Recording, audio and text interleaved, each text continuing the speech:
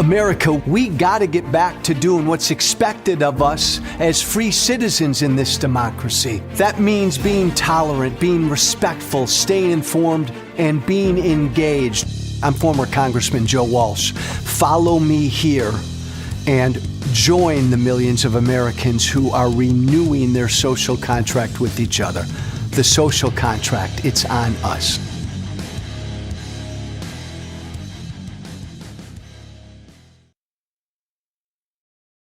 Welcome, everybody. Come on in, come on in, come on in. I promise you a thought-provoking Substack live tonight with my guest. As always, everybody, punch those red hearts. That does something, I'm told, Michael, to the algorithm. What do I know? I don't know a damn thing about this, but... Well, you know more than I do, Joe. Way more than I do. Well, this is what's so damn cool about this technology is that you and I can begin a conversation and people around the country are going to listen to us in real time. Chris, Jeff, everybody, welcome. Come on in, come on in, come on in. My guest this evening is, gosh, a long time social activist and organizer. And he put out a really cool memoir, a great book that came out on July 15th called The Hard Work of Hope, going back to his days of activism in the 1960s and 1970s. And before everybody came in, Michael and I were just commenting on how crazy and bizarre and scary these times are we're living in now. Michael, my friend, you, maybe a completely different time, but you went through in the 60s a turbulent time in America, no? Absolutely. And, by 1968, it seemed like the country was going to fly apart. And, 1968 was, again, one of these wild years. But I have to say, up until now, I've thought 1968 was the wildest year in recent history. I've got to say this year now is outpacing it. We are in such crazy times. Michael, now with hindsight, now living with pardon my language, a fucking fascist in the White House, when you look back now, in 1968, did you feel like the country was coming apart? Absolutely. I mean, you have to remember, it started with the Tet Offensive. Then Johnson saying, I'm not going to run again. And we were hopeful that there would be peace talks. And then Martin Luther King getting killed. And then Prague Spring and Paris, Germany, students all over the world revolting. In Paris, that led to a general strike. In Mexico, there were massive student protests put down by massacres. And then Bobby Kennedy was killed. Yeah. And then we ended up with one of the closest elections and Richard Nixon beating the hopeless, hapless Hubert Humphrey. And I look back, Joe, and, we'll talk, I'm sure, a lot about mistakes. Yeah. And that was one of the times where I felt like I and many of us made a critical mistake. We in 1968, in November, I was 21 years old. Yeah. I did not register to vote. And I organized people all across the country to vote with their feet, vote in the street. And that was one of the absolute closest elections in our history. Yeah. Even closer than our most recent one. Mm-hmm. And we could have swung it, but, we looked at Hubert Humphrey and we said, corrupt, too wedded to the war, which was true. And we failed. We had a huge failure of political imagination. We didn't understand what an insecure president who had no regard for the Constitution, the damage that could be done. And so we allowed Richard Nixon to win. He started the Southern strategy and the march of the Republican Party to the party of white grievance and the party of Trump today. We had a chance to stop it, and we didn't take it. Stop there. That's fascinating. By the way, again, I'm going to do this a few times, Michael. Everybody, I'm speaking with Michael Ansara, a social activist and organizer from the 60s, the civil rights movement, the anti-Vietnam movement. He's written a really cool, beautiful memoir called The Hard Work of Hope. that came out on July 15th. Buy the book, get the book. It's fascinating. Michael, that jogs something in me. Is that what your one of your regrets in '68? You came so close to beating Nixon, but people who should have voted didn't vote. This crazy Tea Party guy, was out campaigning for Kamala Harris all of last year. And I heard from plenty of people who said kind of the same. They were so disappointed in Biden and Harris and the Democratic Party because of the Middle East or anything that they either didn't vote or some of them actually voted for Trump. It's so Well, similar. very similar. And Joe, the untold story of last year's election was that 17 million people, 17 million who cast ballots for Joe Biden in 2020 did not vote at Mm. all in 24. And there's been a recent poll, and they were very conscious in this decision. They wanted a change candidate. Harris didn't seem to them to be a change candidate.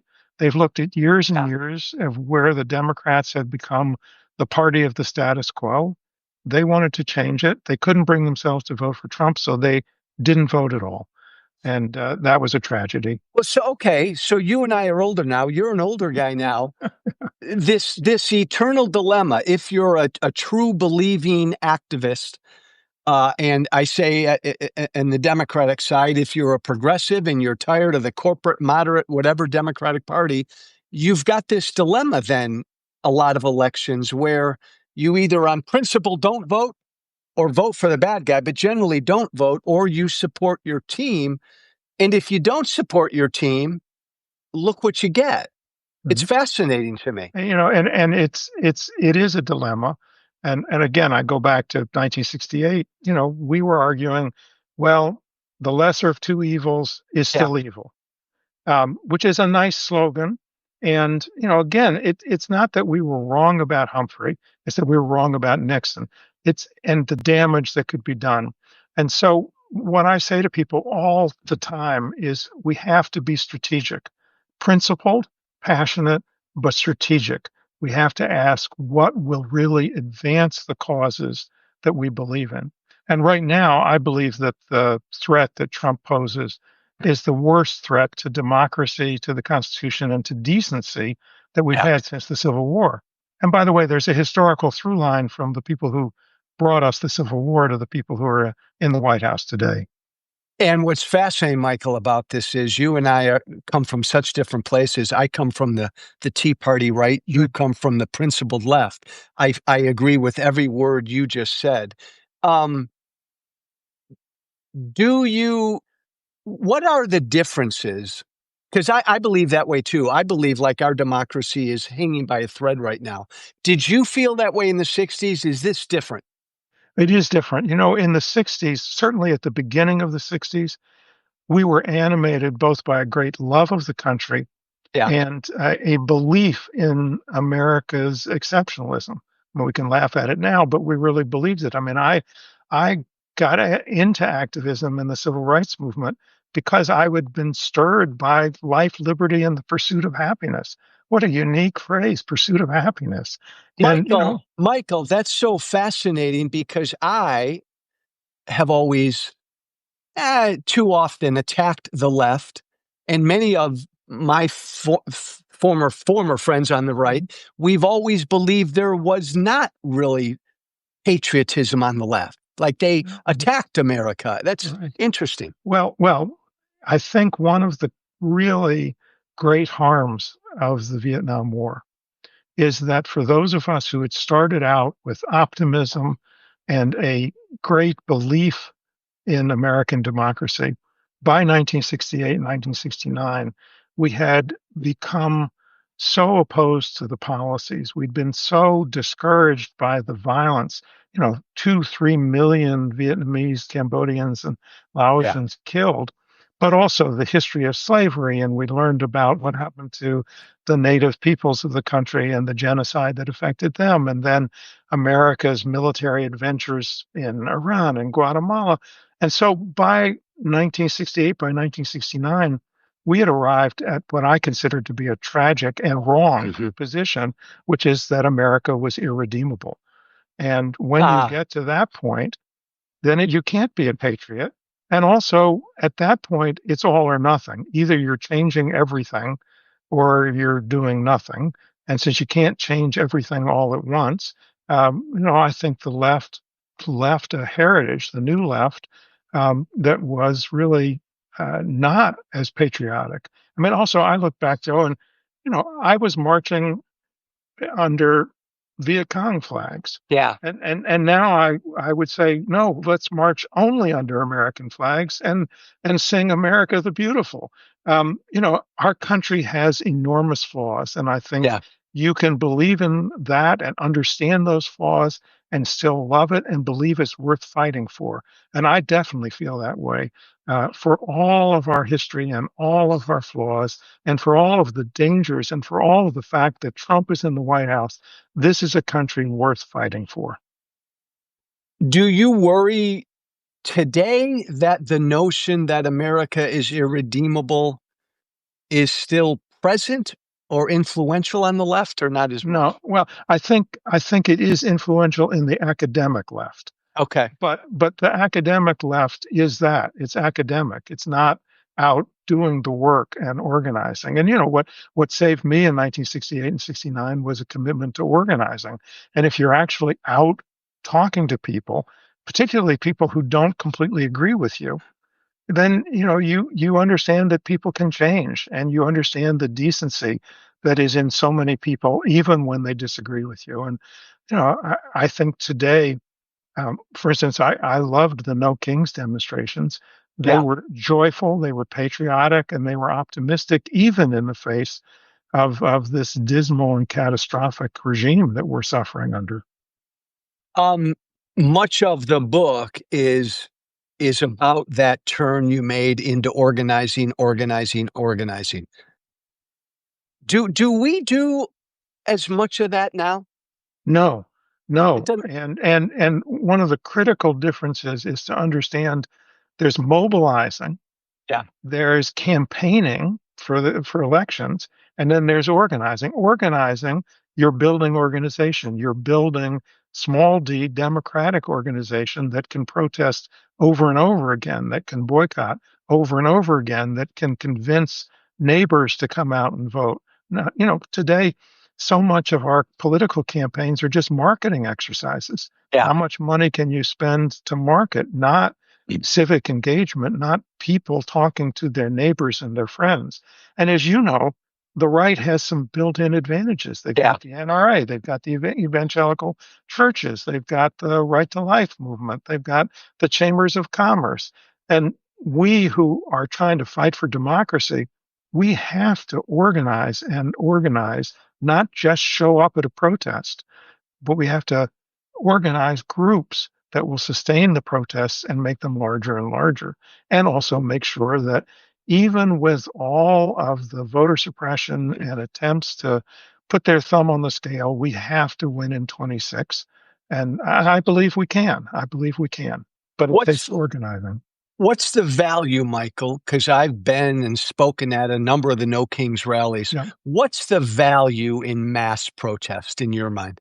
So it's numerous. So one is it shows people they're not alone. And so you suddenly say, okay, I'm not alone, and it shows the scale of opposition. The secondly, by creating space for dissent, it allows other people to say, all right, I'm going to oppose. I mean, the thing that autocrats want most is to be feared and obeyed and for people to give up and despair. And as hard as it is to keep and sustain hope, it's absolutely essential right now. And hope is not naive. Hope is not, oh, it's going to get easier. We know the next couple of years are going to get harder. They're not going to get easier. Yeah. But hope is a determination to fight for what's right, a belief that the future is not preordained. It's not.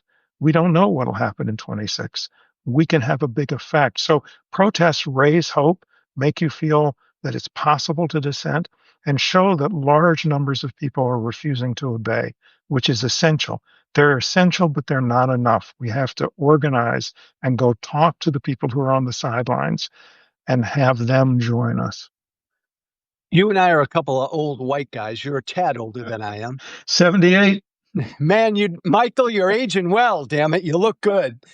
Uh, you've seen so much and been through so much. You went through, you were on the front lines in the turbulent 60s and into the 70's.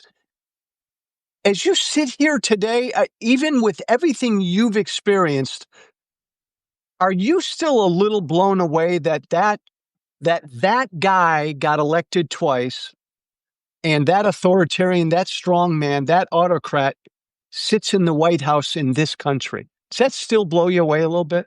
Oh, absolutely. Absolutely. And, I never imagined that this would be our future when I was young. Never, Mm, never imagined it. And have a hard time now. It's embarrassing. Plus the pain that he is yeah, causing to so many people around the world and here and our neighbors. And it's only going to get worse. And it's discouraging. There's no question that it's discouraging that so many people supported him. Now, I can't forget that, and I don't think we yeah, should. yeah, Even if I understand that at least a significant number of them supported him because they wanted change and they were willing to blow everything up, and he was the change candidate. They didn't expect that they would get this. But it's also very discouraging. I mean, there's a good third of the electorate that is, I don't know any other word, committed to fascism. I they don't know want any other this. word. They want They it. they want this. And so Yeah, I go back and I remember in the early 60's when I was very young and I was working with civil rights organizations. Today people think that when Dr. Martin Luther King gave that speech on the March on Washington in August of 63, that the whole country rallied. I mean, it's iconic. We have a Martin Luther King holiday, and yeah, everybody knows that speech. People forget that over 70% of the country thought that march should not happen and opposed it and did not like the speech. And, there were deep, deep segregationists in the South, multi generation, and their sons and daughters are still there carrying on the tradition. And so, there's always been a strain in this country of profound racism and the paranoia, particularly about foreigners and people who are the other. But yeah, we can't deny it. We can't deny that it's discouraging. But I believe that many of the people that voted for Trump, not that hardcore, not that third of the electorate, but there are many who voted for Trump who we could reach. They are yes, decent people. They believe in the country and they're angry about how they've been treated by elites. And yes, I think they're right to be angry. They're wrong to go with him, but they're right to be angry. So too much of, years ago, I was in a social situation where I met the CEO of Prime Computer, which at that point was Massachusetts' second largest computer company, employed yeah, 21,000 workers in Massachusetts. And I'm talking with him in a social setting. And I say, well, what's the future for Prime? And he says, one word, China. And I went, what? And he said, yeah, within 3 years, we will move all of our manufacturing to China. And I said, what happens to your 21,000 workers? And he literally said, not my problem. oh, My job is to return the maximum profit to our shareholders. I don't care about those 21,000. And so, people who've been treated like that have a right to be angry, not to support fascism, but they yeah, do have a right to be angry. spot on. And again, even though you and I come from different sides, we're in this fight to save democracy. It fundamentally, there's been a populist moment here in America, and Trump tapped into that, obviously, in evil demagogic ways. But you're right. The average guy, the average gal out there's been kind of pissed off at a broken political system, pissed Absolutely. off at both parties, pissed off at a lot of things. And Trump comes along and says, I got it. I'll build a wall. I'll keep brown and black people out. And boom, boom, boom. They bought And and into, and irony of ironies, I'll drain the swamp. I'll drain the swamp. As Now, he enriched himself by like $5 billion in there's whatever crypto is.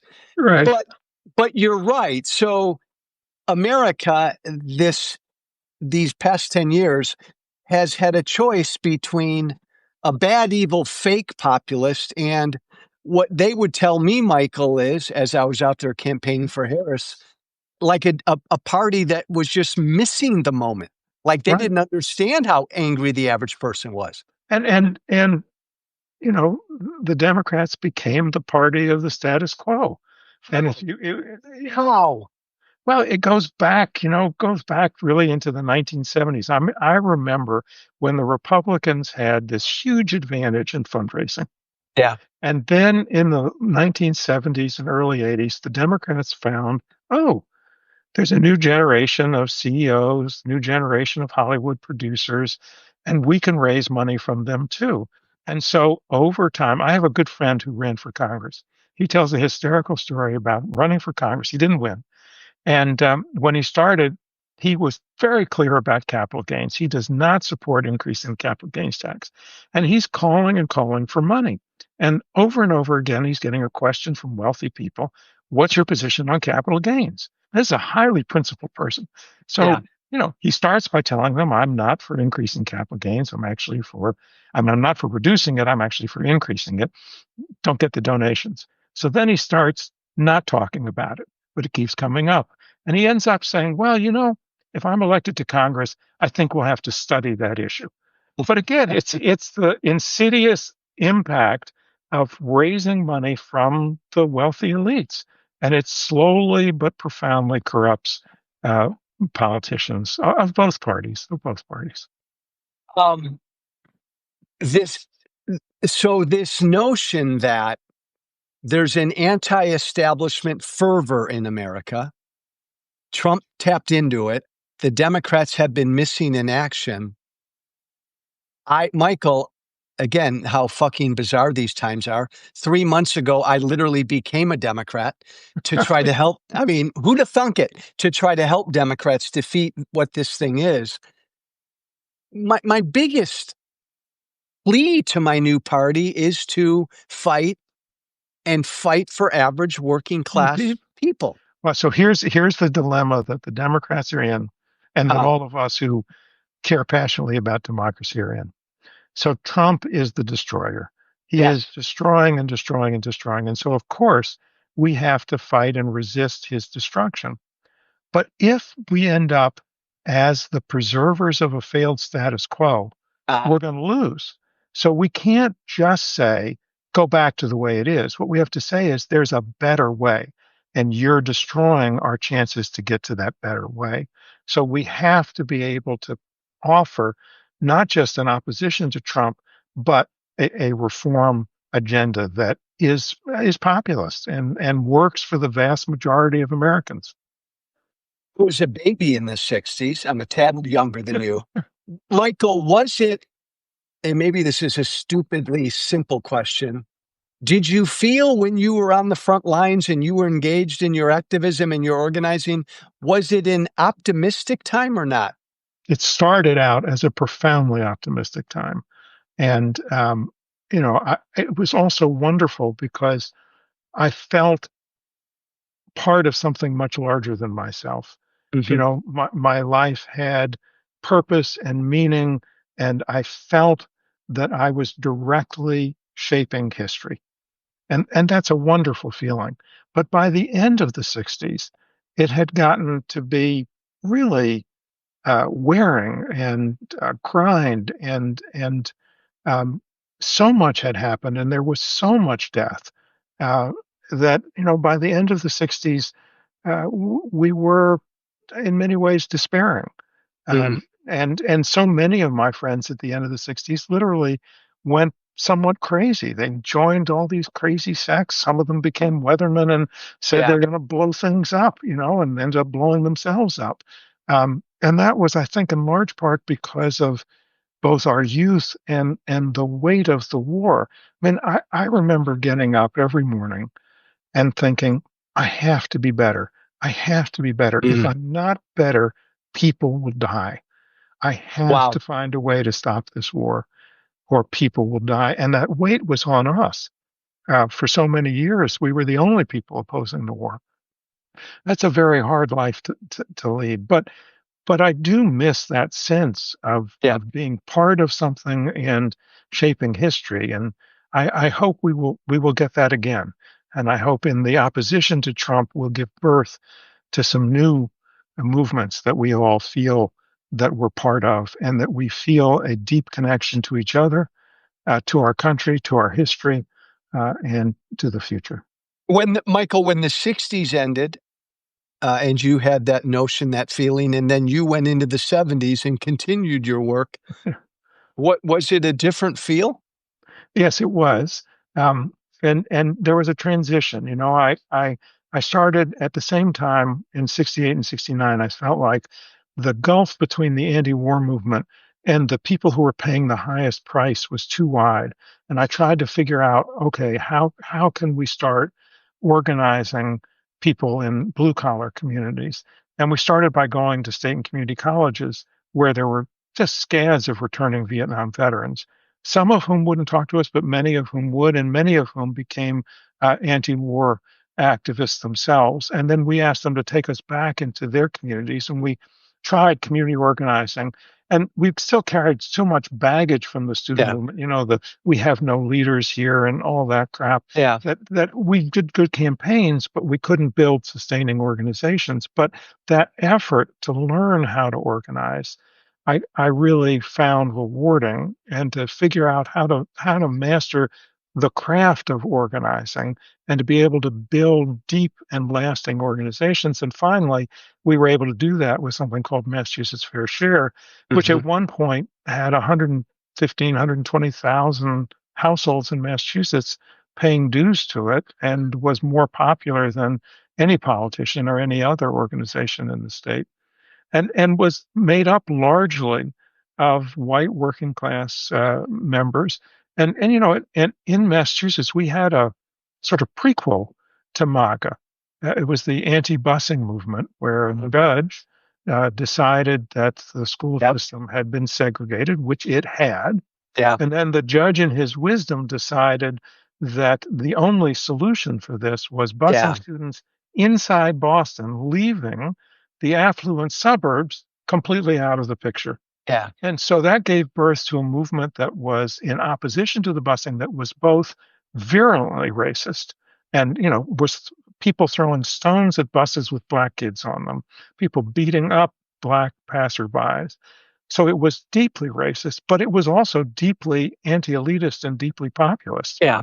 And, when we built Mass Fair Share, we were able to go into those same neighborhoods and organize many of the people who'd been with the anti-busing movement into an economically populist citizens organization, where they were working alongside black families. And, we didn't say to them, oh, you got to change everything. You got to love black people.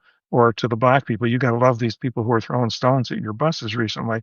No, we said, listen, if we're going to get any progress, we got to work together. You don't have to love each other, but we got to work together.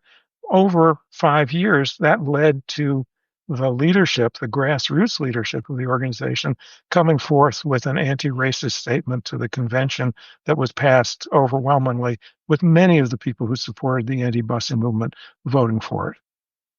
So many questions, Michael, that I ask now are skewed by what's in the White House. I mean, we've got a guy in the White House who is demanding ordering museums to teach about the good parts of slavery. But my question is about race. 50, 60 years now beyond the '60s. Give me the progress we've made and how we've fallen back. What is the race situation in America today? So we have made progress, and I think it's wrong to feel like we haven't. I mean, there is a black middle class now that didn't exist in the '60s. Their legal segregation is gone, though Yeah, I think yeah, some of the White House folks would like to bring it back. And so we've made progress there. Where we've not made enough progress is on the economic and wealth front. And there is still a profound racial gap when it comes to wealth, which goes directly back to what happened in this country, where again, the history is just not taught enough. You know, there were very specific state, community, and federal policies yeah, that prevented Black families from buying homes in certain neighborhoods. And then after the Second World War, when there was a massive effort to get returning GIs into suburban housing and to build that housing and to subsidize it, blacks were excluded from that. Yeah. And so they were excluded, and that has never been made up and redressed. There is still this wealth gap that is profound. And, that housing segregation has shaped so much of what's happened in our country, and it's not getting better. The housing segregation remains extreme. And in a better time, we would be talking about that. In a better time, we'd be saying, wait a minute, how do we make whole those descendants of families that were prevented from purchasing houses? There's a wonderful program in the state of Washington that people don't know enough about where they put a small fee on the sales of homes that goes into a fund that the descendants of families in the state of Washington who were Hmm. prevented from buying homes can get down payment assistance and mortgage assistance to buy their homes. That's the kind of thing that we should be talking about. Instead, we're trying desperately to defend black and brown people from what, again, I just have to say, they're white supremacists in our White House. And that's infuriating. That should not be happening in this century. I I often say, coming from the Tea Party, that there were two strands to the Tea Party. One was, oh, we're bankrupting future generations. There's too much government debt. Government's too big. That's the one that animated me. But there was an uglier strand of the Tea Yeah. Party too, which was the more nationalistic, authoritarian embracing, bigoted, the culture shit, that people like me didn't pay enough attention to.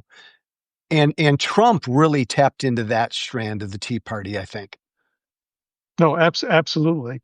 And and he does have a certain manic genius, Yeah, right? I mean, he understands what his folks will respond to. And those of us in progressive and elite circles are always laughing. Oh, how can he yeah, do that? How can he do that? And yet he's touched a core. And there are millions of Americans who are fed up, and they want a strong man, and they want someone who will do something and will change things. The irony is they didn't get a strong man. They got a narcissistic, insecure yeah. nutcase. But Yeah. The book, by the way, again, I'm going to remind everybody, Michael Ansara wrote a great memoir, came out July 15th. Get your hands on it. It's an easy title to remember. The Hard Work of Hope. The Hard Work of Hope. Wonderful, wonderful book. Hey, you were a young man in the 60s. Talk about young people then and activism among young people today. Your sense. yeah. What's the same? What's different? So there's a lot that's different, and I'm very careful and humble when I talk with young people. So when I was going to college, let's think about the differences. One, the economy was booming. Yeah. We didn't worry about whether we were going to get a good paying job. We had the luxury of worrying about whether we were going to get a meaningful job. Mhm. When I went to college, we weren't going to emerge, any of us, with crushing student debt. It just didn't happen. I had a big scholarship and also jobs at Harvard that paid for it. But I came out of Harvard 3.5 years of an elite education with well less than $3,000 of total debt, unheard Right. of today. Yeah. We didn't worry about whether we were going to rent an apartment and how to pay for it, and then whether we were going to get a house. Everybody knew that you're going to rent an apartment, then you're going to find a entry level house, you're going to buy that house. So today, the economic conditions for young people are very different. The second thing is there are a lot of young people whose experience have been the 2008 economic crash, Yeah. the COVID epidemic, Yeah. and Trump presidencies, and they're discouraged, cynical, and angry.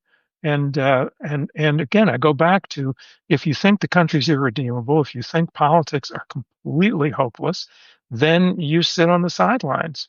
And I think there are a lot of young people who at least feel partially that way. Again, I can't speak for them. Um, At the same time, I have a passionate belief in our young people. And I really believe that we're going to see over the next 3 or 4 years, we're going to see emergence of more young activists. I've been working with a number of young activists who are absolutely inspirational, who are organizing, who are leading.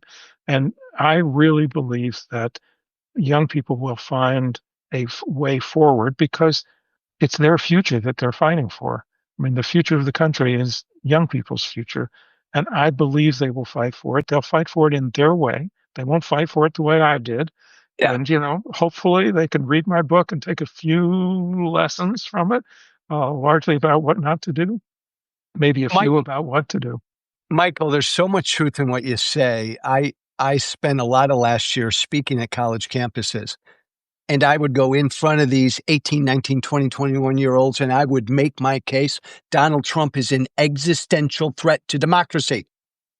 And I could see eyes roll, and they'd put their head down and they'd say to me, Joe, both sides suck. Biden's Right. 100 years old. Both parties suck. The system sucks. Blah, blah. They didn't see the uniqueness of Trump. They just thought it all sucked. And then they reminded me, Michael, like kids in college and just beyond didn't even vote for Obama. They don't even remember Obama. They came of age in 2016. Their first vote was against Trump. Yeah. And so they lived through Trump. They Yeah. look at the Democratic Party, which is a gerontocracy. I mean, you look at their lead. I mean, again, it's just come on. Come I on. say all already. I'm happy to write a book. I'm happy to do what I can, but it is time for people in their 70s and 80s to get off the stage and be Yeah. supportive. And yet we've got Democratic leaders who just are stubborn about that. Who knows what history would have been if Joe Biden had actually Yeah. plowed through and said, I'm a one-term president, Yeah. bridge to the future. We'd had a primary. Who knows? Who knows? And I look at what's happening in New York with Mamdani, and here's the thing about that people don't talk enough about. In his primary campaign, he had 50,000 volunteers, Hmm. 50,000, and they were primarily young people. They Yeah. knocked on over 1 million doors, and they also talked to all their friends. And for the first time ever in the history of New York politics, the electorate that voted in that primary, under 45 voters, under 45 years old, equaled over 45-year-old voters for the very Yeah. first time in the history. My, That's, I my, think, inspiring. yeah, yeah, my God, my God. I scream as a new kind of conservative Democrat. My God, Mamdani and I may disagree on some issues, but my God, Democratic Party, embrace what he's doing. And, right. And again, And change agenda, affordability, boom. young people. Andrew Cuomo, get the hell off the stage. This is not uh, Michael. The 1960s. Give me the biggest failure or two of the so movement. I think our biggest failure was not to create a lasting political expression of the new left. Because remember, when we started, Joe, in the early days, the country was run by liberals. Yeah. And so we were trying to figure out, how do you go beyond liberalism? How Hmm. do you deal with bureaucracy? How do you balance individualism and community? How do you deal with technological change? And we were interested in expanding democracy, not restricting it. And so, we were very naive, and many of the things that we were proposing were not realistic, but it was born of hope and a passionate love of the country and a passionate love of democracy. And we weren't able, largely because of the war in Yeah. Vietnam, to create a lasting political expression that could have been a counterpole to all of American politics since then. And instead, we contributed to, not through fault of our own, but we contributed to the beginning of the tearing apart of the old Democratic coalition and the, slow but steady movement of many of the working class in our country to move to the right. and for a liberalism or progressivism of Yeah. elite um, folks who don't understand the struggle that many young people are facing today. Okay. Okay. Okay. But looking back, give me the biggest success or two of what you all did. Okay, so here's a success which is a bitter success, but a success. So if you read now the released in the last 5 years papers of Nixon and Kissinger, they were seriously planning to use tactical nuclear weapons in Southeast Asia. Mm. And they didn't because of the anti-war movement. They say Ah, that. They became convinced that if they did that, that we would tear the country apart, as I hope we would. And so we stopped that level of escalation and ended the war too late, too costly, but we did help end that war. So that's, I think, a huge thing. The second thing that's is the cool. civil rights made huge difference in the lives of Black people, Yeah. Yeah. ended legal segregation, and we spawned some movements that are very powerful. The women's movement. I mean, you go back to the early 1960s. I'll take the trivial things. Women, girls couldn't play baseball. They had to play softball. They couldn't play little league, and there were no women law partners. On and on and on Yeah. and on. And Yeah. then we spawned the environmental movement, which again I think has made important contributions, and we paved the way for gay rights. And so I think those are all Yeah. contributions, and yet. Uh, and I largely blame the war in Vietnam. We Yeah. weren't able to build that sustained democratic pull, small d, that has been missing for so many decades now. Two final questions, my friend. A theme in your book, and a big part of what you're all about is everybody can change. People can change. We need to communicate with people we disagree with. I worry that this country is so fucking dangerously divided now. How do we do that, Michael? How do we communicate with people we disagree with? I mean, it's my answers are relatively simplistic. You go and sit with them. Ah, You sit at their kitchen table, or you sit in a bar, or you sit in a church, and you have a discussion in which you listen to them. You don't agree with the outrageous things that they say, but you're looking for where are the common grounds. It's like, do you think that young people should be burdened by student debt? Do you think that colleges should be destroyed, or that they should be made more accessible to everybody? Do you believe that CEO pay is way too high and support for workers is way too low? Do you believe that housing is unattainable and we should have a policy of making housing? So, you yeah, find the points where we're in agreement, and then we talk about, okay, can we do something about this? Because it's yeah, when people work together and try to win change that, for me, the organizations that I've built, particularly in the 70s, Matt's Fair Share, were amazingly large scale democratic, small d, yeah, democratic schools. They taught people the skills of citizenship and how yeah, to work together. And I really do believe people can change. Remember, my first heroes included Fannie Lou Hamer, a hmm, sharecropper from Mississippi who never went beyond high school and became a profound and effective leader in that dark delta of Mississippi.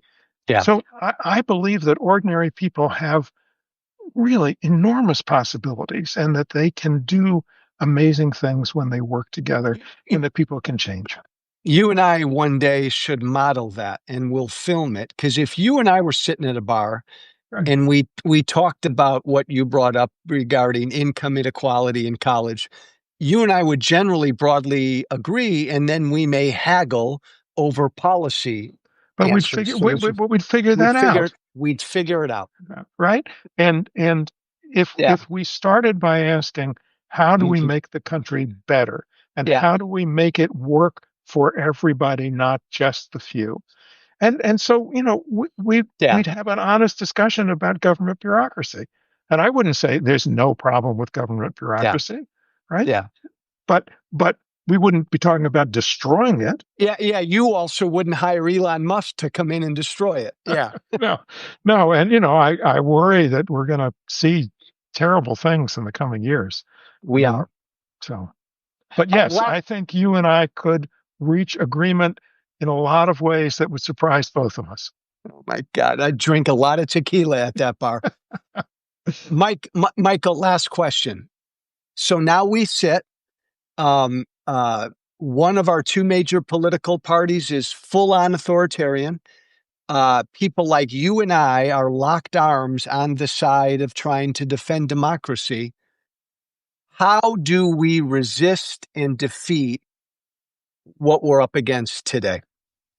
So we have to build a movement of Americans that is organized. So they have to be in teams, in groups, Yeah. however they want to do it, that is in the tens of millions.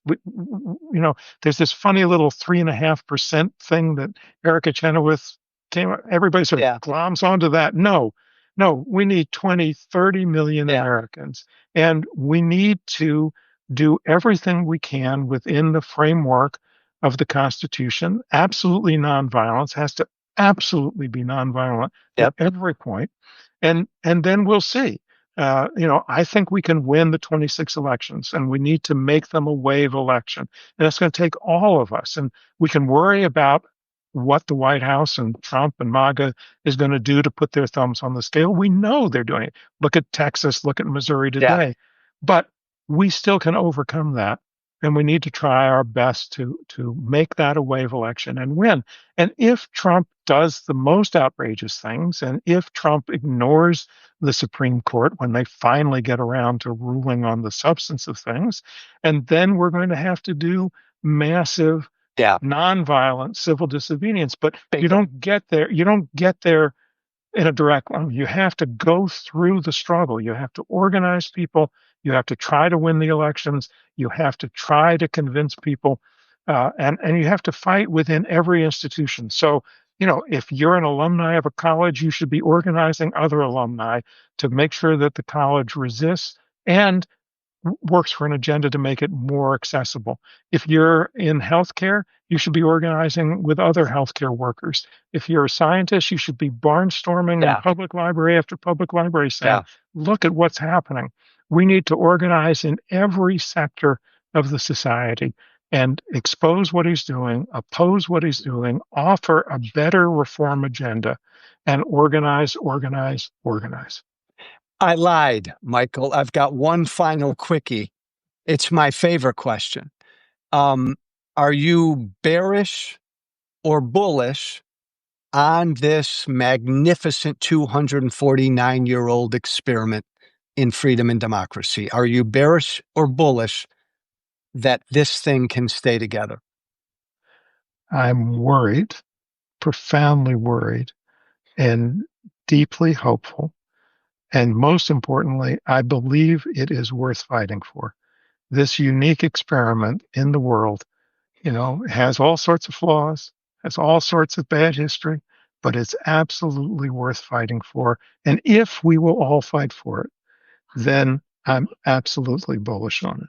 All right. If I were with you right now, I'd slap you upside the head. That's a very good, clever answer. But I'll take Michael, I'll take it. You're worried, but you're very hopeful. That's a good answer. Hey, everybody, do me two favors. This is Michael Ansara that I've been speaking with. Just wonderful, wonderful conversation. I want to do this again with him. Subscribe to him, follow and subscribe to him on Substack. He is on Substack, and I'm going to kick his butt to make sure he begins to write more on Substack. But follow and subscribe Michael on Substack, and doggone it, check out his new book that's out, his memoir, being on the front lines in the 1960s and the 1970s. It's called The Hard Work of Hope. The Hard Work of Hope. Get out there and buy that book. Michael, my friend, thank you. Joe, thank you. It's been a delight to have this conversation with you, really. We'll do this again, brother. Thank you. Thank you. Thanks, everybody. Be brave.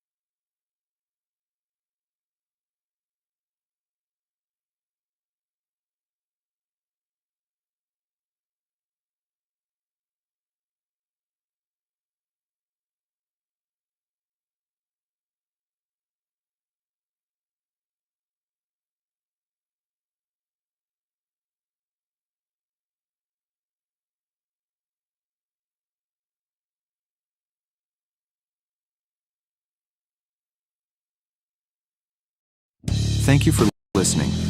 Remember to listen, share, and follow The Social Contract with Joe Walsh on Apple Podcasts, Spotify, and everywhere great podcasts are found. And be sure to leave a 5-star review. This has been The Social Contract with Joe Walsh.